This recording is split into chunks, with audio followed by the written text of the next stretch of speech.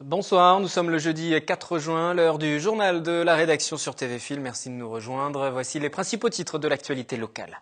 Inauguration ce matin à l'Observatoire de Versailles, 50 ans en Yvelines, de la plateforme d'intégration et de test dit PIT. Elle doit permettre d'intégrer et tester notamment des équipements embarqués sur des satellites ou des sondes interplanétaires pour l'étude de l'espace et des planètes du système solaire. Son responsable, Jean-Luc Maria, sera notamment l'invité de ce journal. Les élèves du collège Einstein de Manille-les-Hameaux disqualifiés lors de la finale de course en cours qui se disputait hier. Cette opération nationale vise à familiariser les jeunes élèves avec le monde de l'industrie et des sciences en créant de petites voitures de Formule 1. Seulement, leur modèle a été jugé non conforme. Et puis, la maladie de Fabry, un trouble héréditaire méconnu causé par une anomalie génétique. L'université de Versailles-Saint-Quentin en Yvelines vient d'y consacrer une après-midi, une summer school aujourd'hui avec de nombreux spécialistes. L'un d'entre eux, le professeur Dominique Germain, sera tout à l'heure en plateau. Nous en parlions hier, le défi nature reprend ses droits comme chaque année à l'île des loisirs à Trappes. Avant le village qui sera ouvert pour le grand public durant le week-end, ce sont les entreprises 150 qui s'affrontent en ce moment même. Sur place, Mickaël et Nidoro, assisté d'Élodie Moine. Bonsoir Mickaël, vous êtes sur place. Quelles sont les épreuves auxquelles se livrent actuellement les compétiteurs? Bonsoir. Alors il y a globalement 3 épreuves, c'est-à-dire de la course, du VTT mais également du canoë-kayak. Il termine par du canoë-kayak. Nous sommes justement avec Anne-Lise Pio qui est directrice des sports à 50 ans en Yvelines. Elle va nous détailler précisément le parcours. Bonsoir. Alors en fait on a 4 épreuves effectivement. Une première épreuve, les coureurs partent pour de la course à pied. Ensuite, ils enchaînent sur la course d'orientation avec des parcours qui sont différents en fonction des équipes pour éviter que chacune se suive. Ils enchaînent avec du relais VTT, c'est-à-dire que chacun des 3 coureurs prend le VTT chacun à son tour pour faire le même parcours et termine effectivement par du canoë-kayak avant d'arriver au ponton et de faire un petit sprint d'environ 100 mètres. Et est-ce que c'est une épreuve physique ? Alors c'est une épreuve physique, maintenant c'est ce qu'on appelle un format court en termes de raid, c'est-à-dire que les meilleurs mettent un peu plus d'1 heure pour faire la totalité du parcours. Ça reste néanmoins relativement accessible même si on n'a pas l'occasion de s'entraîner régulièrement. Et justement, est-ce qu'il faut quand même avoir un petit entraînement? Vous dites pas forcément. Alors pas forcément, ça dépend de ce que vous pratiquez comme sport ou si vous êtes vraiment sédentaire. On a de plus en plus d'équipes qui participent et qui justement s'entraînent avant de participer. Et puis vous avez un certain nombre de participants qui ont l'habitude de fréquenter des clubs et donc de s'entraîner par ailleurs. Donc pour eux c'est relativement facile. Ce qui est intéressant sur ce genre d'épreuve, c'est justement de faire des équipes avec des gens qui ont l'habitude et ceux qui l'ont moins. Ça fait un peu de team building, de cohésion d'équipe entre salariés. C'est tout l'intérêt de l'épreuve. Justement, l'objectif de l'épreuve, c'est vraiment créer une bonne ambiance entre les entreprises, c'est ça ? Exactement, et entre les salariés. C'est une épreuve qui est réservée principalement aux entreprises qui sont basées sur 50 ans en Yvelines, donc aux salariés. L'idée également, c'est de proposer à ces mêmes salariés de sortir un petit peu du contexte du travail pour se rencontrer, pour se parler, voire pour s'entraider dans un cadre plutôt agréable et sur une épreuve, encore une fois, qui est physique mais qui ne l'est pas trop. Ça permet à chacun d'y prendre un peu de plaisir. Merci beaucoup Anne-Lise. Merci Mickaël, depuis l'île des loisirs à Trappes pour le trophée des entreprises et vous pouvez tomber la veste vu la chaleur qu'il fait sur place. Le défi nature pour le grand public en tout cas, ce sera à partir de samedi. Innovation à présent, une plateforme technique ouverte à la communauté scientifique mais aussi aux entreprises. Une plateforme technique pour intégrer et tester des équipements embarqués destinés à étudier l'espace ou la Terre. La PIT, c'est son nom, a été inaugurée ce matin dans les locaux de l'Observatoire de Versailles-Saint-Quentin en Yvelines basé à Guyancourt. Visite guidée, Catherine Zulato et Patrick Jacques de Dixmude. Ce que vous voyez là est une cuve à vide thermique. Pour les non-initiés, cela ne veut pas dire grand-chose. Et pourtant, dans cette cuve, on peut simuler à la fois les conditions des très hautes atmosphères, que ce soit au niveau spatial ou martien, un outil unique en France. On peut reconstituer quasi parfaitement l'atmosphère qui règne sur Mars et y tester les futurs instruments spatiaux qui partiront sur Mars. Il y en a très très peu dans le monde qui peuvent simuler l'atmosphère martienne. Un peu plus loin, ce que l'on appelle un pot vibrant qui lui sert à tester les différentes parties des satellites pour vérifier, lors de leur lancement dans l'espace, qu'ils supporteront bien les vibrations. Actuellement, l'on peut voir en essai une antenne pour un radar martien. Ici, des bouées instrumentées qui seront déployées dans l'océan Arctique dans le cadre de l'étude du changement climatique. 25 seront assemblées sur site. Là, encore une autre innovation, un mur d'image immersif. Ce mur sert actuellement à faire de la modélisation 3D et du tracking avec des données qui viennent de différents laboratoires. En ce moment, l'étude d'interaction des vents solaires sur le champ électromagnétique terrestre. L'aspect 3D et le tracking, ça permet de s'immerger vraiment dans un modèle. Quand on a un écran, un petit écran de PC, de bureau ou même d'ordinateur, on n'a pas la notion vraiment, on n'a pas le rendu, autant de rendu que dans le réel. Là, on est vraiment, c'est comme si on se baladait dans l'espace et qu'on peut plonger à l'intérieur. Ça donne vraiment une nouvelle vision de la modélisation et ça permet d'en déduire beaucoup plus de choses. Un mur interactif dédié aux chercheurs, mais pas seulement. Les entreprises peuvent également l'utiliser. C'est le cas de cette start-up saint-quentinoise qui utilise le MIR dans un but de mise en scène immobilière. Là, on peut modifier les couleurs, là où la croix devient verte. Donc je peux me déplacer dedans. Le mur est à disposition de n'importe qui aimerait vraiment... Évidemment, le principal, c'est scientifique. Mais si on peut faire des partenariats avec des start-up ou des entreprises, on est également porté à faire ce genre de choses. Opérer une synergie entre le monde scientifique et le monde industriel, une des possibilités de cette plateforme d'intégration et de services, mise donc à la disposition de tous. Ça permet non pas de faire de l'argent, on reste une plateforme académique, mais ça nous permet de limiter au mieux nos coûts de fonctionnement qui sont importants pour des infrastructures de cette ampleur-là. La plateforme aura coûté 6 millions d'euros, financée par 3 acteurs majeurs, la communauté d'agglomération de Saint-Quentin en Yvelines, le CNES et le conseil régional.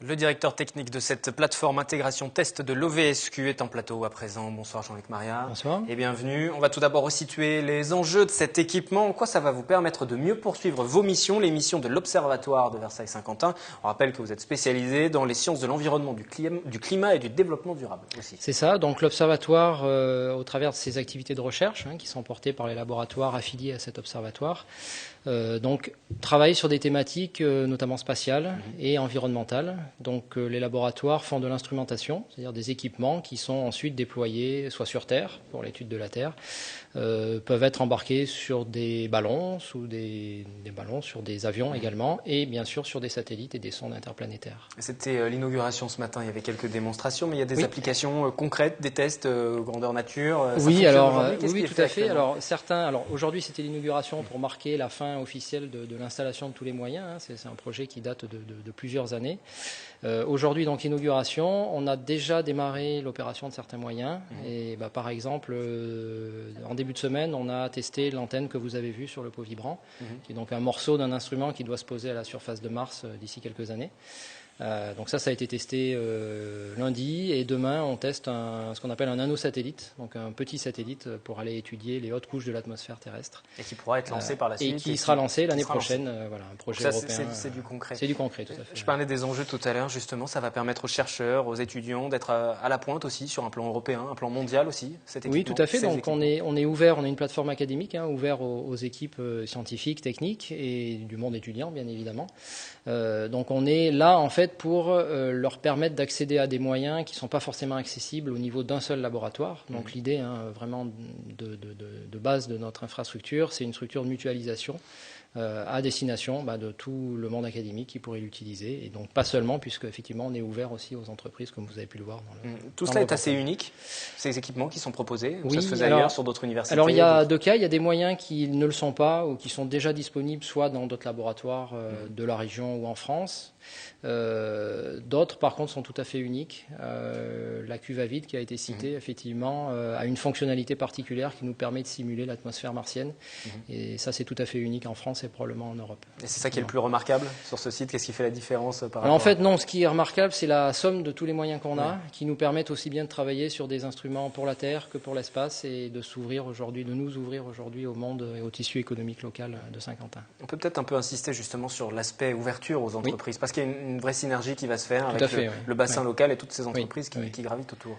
Voilà, donc dans notre mode de fonctionnement, on est aussi bien ouvert effectivement aux équipes académiques qu'aux entreprises. On est dans une phase effectivement de démarrage opérationnel, donc on cherche aujourd'hui effectivement à attirer, à intéresser des entreprises du tissu économique local, d'abord, dans un premier temps. Et effectivement, l'exemple là qui a été donné, c'est une start-up de Saint-Quentin en Yvelines, Scale One Portal, avec qui on s'est rencontrés de façon tout à fait opportune lors d'un salon spécialisé, on a découvert qu'on habitait au même endroit et on a proposé, dans le cadre de cette inauguration, de faire une démonstration à deux, et ce qui a très très bien marché. Alors c'était même un peu plus que deux, puisque c'était avec le groupe Bouygues Construction, également implanté ici. Où on a pu faire une démonstration de ce qu'on appelle du home staging, de la visite d'appartement virtuel, où on peut, avant d'avoir son appartement, visiter son appartement, choisir les caractéristiques du mobilier, de l'agencement. Du Sims grandeur nature. Exactement, c'est ça. Les entreprises qui vont payer aussi, donc ça permet un certain autofinancement de cette structure-là, parce qu'il y a un lourd investissement au départ, mais il faut aussi après derrière. Oui, tout à fait. Alors comme je le mentionnais dans l'interview ce matin, effectivement, toutes ces infrastructures coûtent beaucoup d'argent à faire fonctionner. Donc, en fait, on demande une participation financière, bien évidemment, que ce soit des entreprises ou des équipes publiques également qui utilisent, simplement pour limiter effectivement nos coûts de fonctionnement qui sont importants. Il va falloir trouver un équilibre entre les universitaires, les chercheurs, les entreprises qui vont vouloir l'utiliser. Tout à fait. Il y a déjà un calendrier précis, un roulement précis. Est-ce qu'il y a beaucoup de demandes? Comment ça va fonctionner? Oui, alors on est en phase de démarrage. Il y a des moyens qui commencent à être bien chargés, effectivement. Donc le jour où on va vraiment se poser ces questions, ce sera bon signe. C'est que ça fonctionnera. On roulera sous l'activité. Alors cela dit, le choix en fait du plan de charge est conditionné par une demande que l'on fait à ce qu'on appelle un comité de suivi qui s'est organisé autour de cette plateforme, où chacune des tutelles partenaires de cette plateforme est représentée. Voilà, donc on peut imaginer que le jour où il y a télescopage entre deux projets, c'est ce comité qui prendra la décision de savoir si on privilégie l'un plutôt que l'autre. Pour la suite du journal, tout à l'heure, nous recevrons un des responsables, un des enseignants du site médical de l'Université de Versailles 50 ans en Yvelines, que vous avez croisé tout à l'heure en loge. Je vous entendais échanger. Ce que vous souhaitez aussi, c'est qu'il y ait un échange entre les disciplines et que pourquoi pas le pôle santé vienne de temps en temps à travers 50 ans en Yvelines, de Montigny à Guyancourt pour venir vous voir. Oui, alors effectivement, on s'est effectivement rencontrés juste avant le plateau. L'intérêt aussi pour nous, c'est que nos moyens peuvent aussi servir à d'autres thématiques que le spatial, que l'environnement. Et typiquement, notre mur d'image peut tout à fait être utilisé à des thématiques du domaine de la santé. On a déjà des applications où on a des équipes parisiennes qui viennent simuler des molécules en 3 dimensions. Et effectivement, il y a probablement une très forte synergie à avoir avec les équipes même de l'Université de Versailles dans le domaine de la santé. Merci Jean-Luc Maria, responsable de la plateforme d'intégration et des tests de l'Observatoire de Versailles-Saint-Quentin en Yvelines. Cette plateforme, il en sera également question dans le prochain numéro de Philéco ce jeudi soir sur notre antenne. Merci à vous. Merci. Innovation toujours dans le journal, un défi technique avec la finale nationale de course en cours. Hier, les collégiens, les lycéens de toute la France se sont réunis à l'occasion de cette opération qui vise à familiariser les jeunes élèves avec le monde de l'industrie et des sciences. Pour représenter notre département, l'établissement Albert Einstein de les Hameaux qui avaient triomphé lors de la finale régionale. Seulement, leur mini-bolide électrique a été jugé non conforme. Après l'euphorie, c'est la déception. Le reportage. Il est 14h30, c'est l'heure de la soutenance devant le jury. Les points sur lesquels on est vigilant, ceux que nous on va noter, c'est la conception voiture, la fabrication, le mode projet, c'est-à-dire comment vous allez travailler ensemble, et l'éco-conception. Ils disposent de 8 minutes, pas une de plus, pour expliquer au mieux leur projet en y intégrant un peu d'anglais. I'm 15 years old in the college, in the medium school Albert Einstein. Répartition des rôles, conception de la voiture, thème de l'équipe, les Manicois tentent de faire bonne figure devant un jury quelque peu déstabilisant. Les questions sur la fabrication de la voiture, ils ne les avaient pas prévues. Vos roues, elles tournent vraiment sur des roulements, des paliers Des roulements en billes. On a des roulements à billes. Donc, et la particularité de ces roulements à billes, c'est que c'est des cages à aiguilles. Donc ça permet de faire moins d'efforts sur les mouvements de translation. Choisir les éléments et créer notre stand avec ce qu'on voulait qui apparaisse. On se mettait d'accord sur des choses, on cherchait sur internet pour les trouver, tout ça. Merci beaucoup. Merci à vous. C'était un peu de l'improvisation sur le point. C'était des questions qu'on n'avait pas tellement attendues. On nous avait posé d'autres questions à la finale régionale. Ça s'est plutôt bien passé, on a pu montrer tout ce qu'on voulait, on a pu montrer notre engouement pour ce projet, montrer qu'on avait fait ça en plus, qu'on avait vraiment aimé ce qu'on avait fait. On a pu aussi exposer tout ce qu'on avait fait. La journée n'est pas terminée, un jury vient évaluer le stand de notre équipe yvelinoise. Toute l'année, ils ont travaillé d'arrache-pied pour arriver jusqu'ici en finale nationale. Course en cours vise à familiariser les jeunes élèves avec le monde de l'industrie et des sciences. Toutes les équipes ont fabriqué des mini-bolides électriques selon des critères bien précis utilisés dans le monde professionnel. 17h, bientôt l'heure des KO, les courses de vitesse éliminatoires.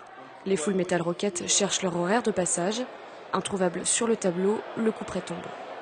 Alors l'équipe 23 Full Metal Rocket a été déclarée non conforme, en fait, et donc elle ne pourra pas participer à la dernière épreuve de la journée, qui est l'épreuve du chaos, qui est une épreuve par élimination directe. Malheureusement, ils n'ont pas respecté la largeur minimale des roues avant, qui est réglée à 26 mm sur la fiche de conformité, et leur roue avant était à 19 mm.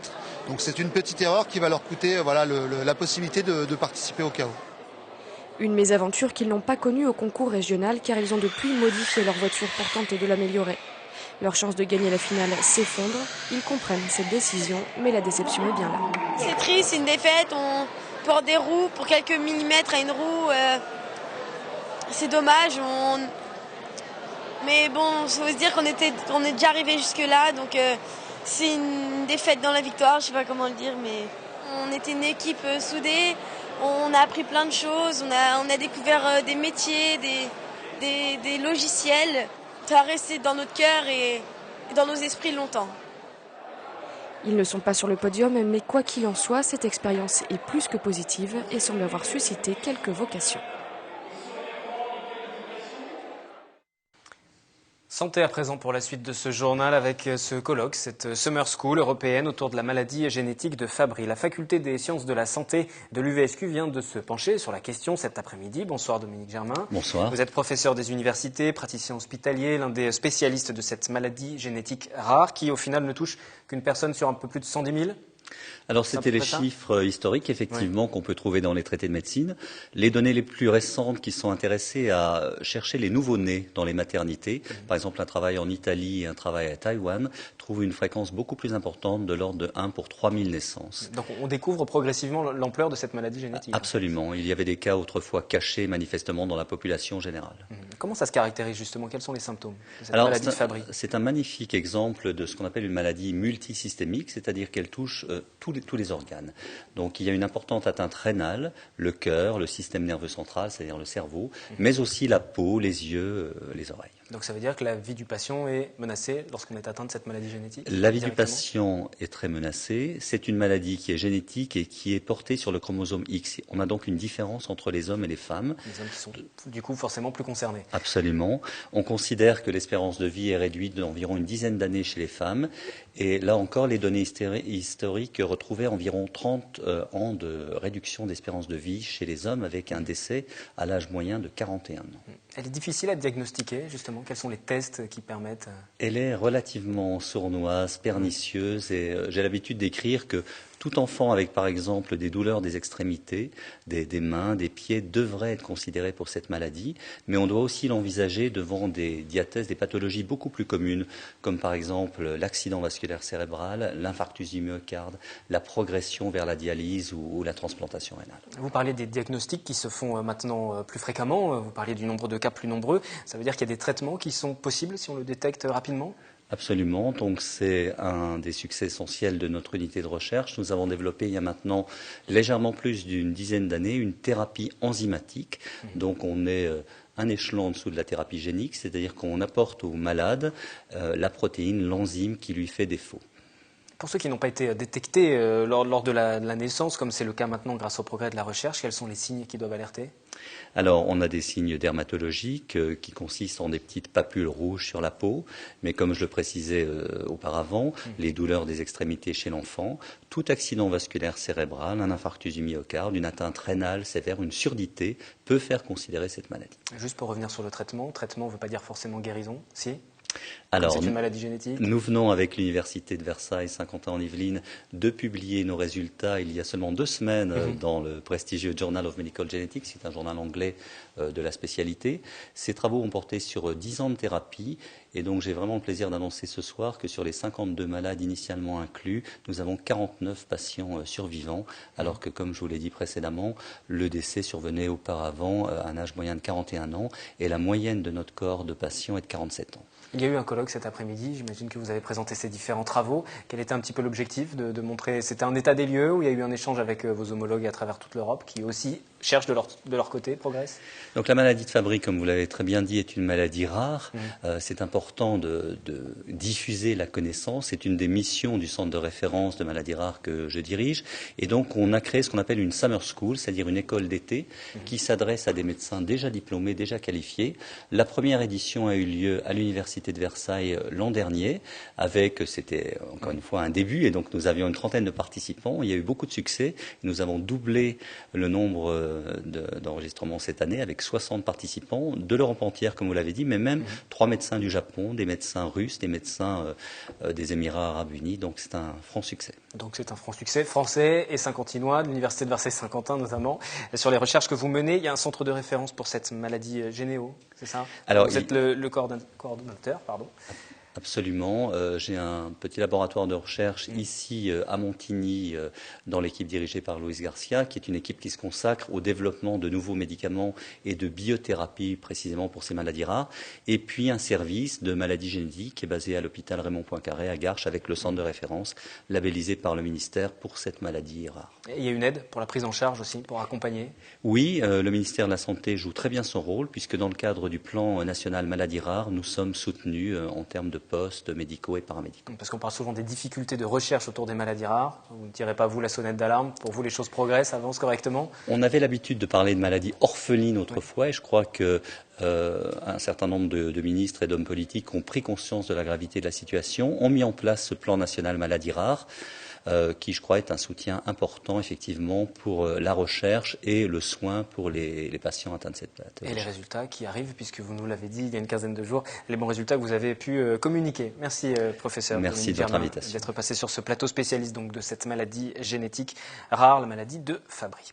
Le journal se poursuit à présent sur les routes du département. Le cyclotour 78 s'achève ce jeudi, après 4 jours à parcourir les Yvelines pour sensibiliser aux violences sexuelles en République démocratique du Congo. Les participants vont se retrouver dans la soirée à Versailles pour une conférence débat. C'est à l'initiative d'une association humanitaire chrétienne. Un chiffre pour mieux comprendre ce problème. Plus de 200 000 femmes ont été victimes de viols, de mutilations comme arme de guerre depuis 1996. Michael Elmidoro et le Dimoine.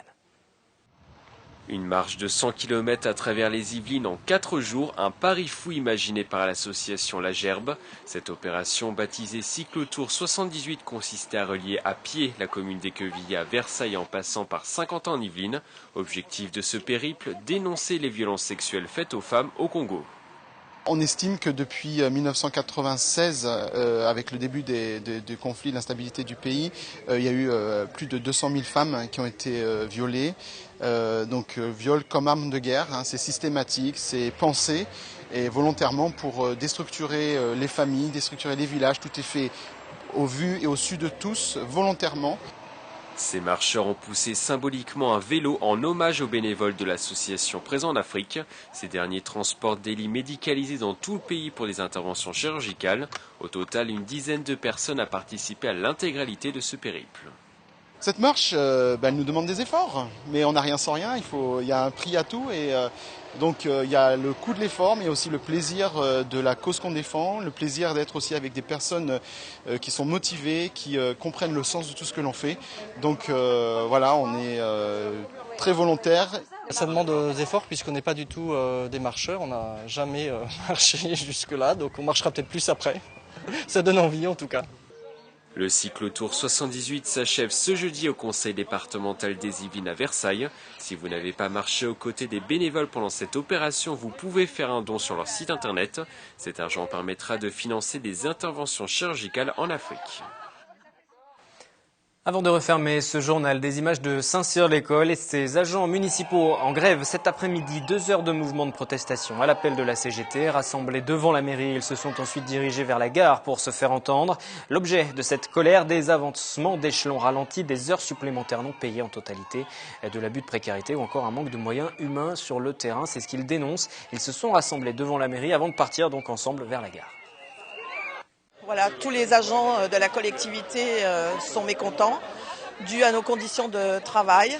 Ça fait en 2-3 ans, on a eu 3 directeurs généraux, donc cela change assez fréquemment et donc forcément Nous devons avoir des nouvelles directives qui nous demandent d'autant plus de travail et de travailler dans l'urgence. Nous étions dans la concertation, nous espérons que cela va continuer.